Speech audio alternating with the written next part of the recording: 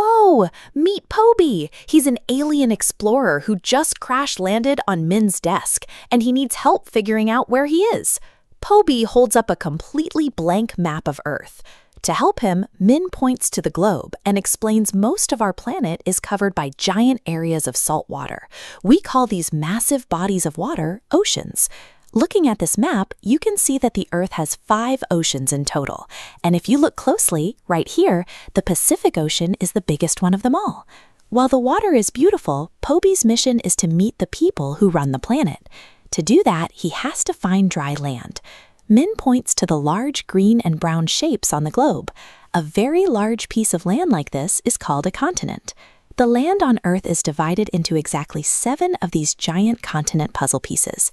Asia is the largest continent on Earth, but Min guides Pobi's attention to a different piece of the puzzle, a continent called North America. To explain where a specific country sits on the map, Min teaches Pobi a helpful phrase. She says, "The United States is located in North America." That simply means the country sits right inside that larger continent. Now Pobi knows exactly which piece of land to explore. It's time to zoom closer to the United States and find out who is in charge. But where do the leaders live? Pobi asks. Min grabs a magnifying glass, and our map zooms all the way down into a specific city called Washington, D.C. This city is the center of the national government.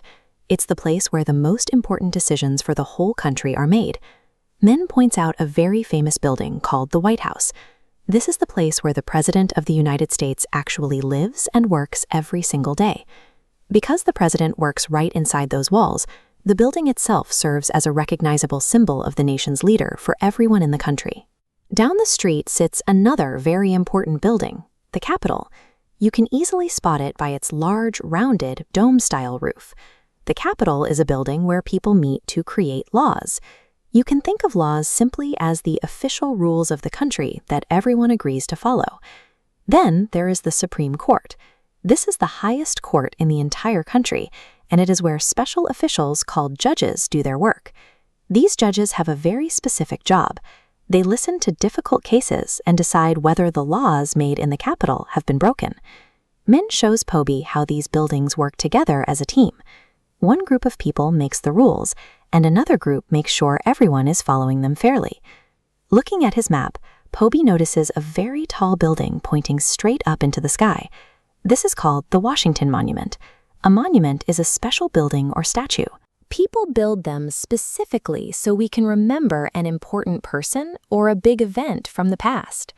This specific monument was built to honor George Washington.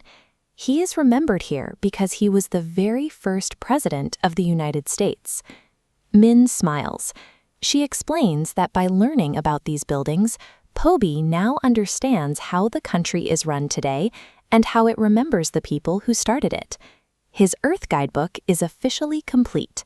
With his spaceship fixed and his guidebook totally full, Pobi waves a happy goodbye to Min and launches back into space. Let's review. Looking at the Earth, we found huge bodies of water called oceans and massive land called continents. Zooming in to Washington, D.C., we learned about the White House, the Capitol where laws are made, and the Supreme Court for judges.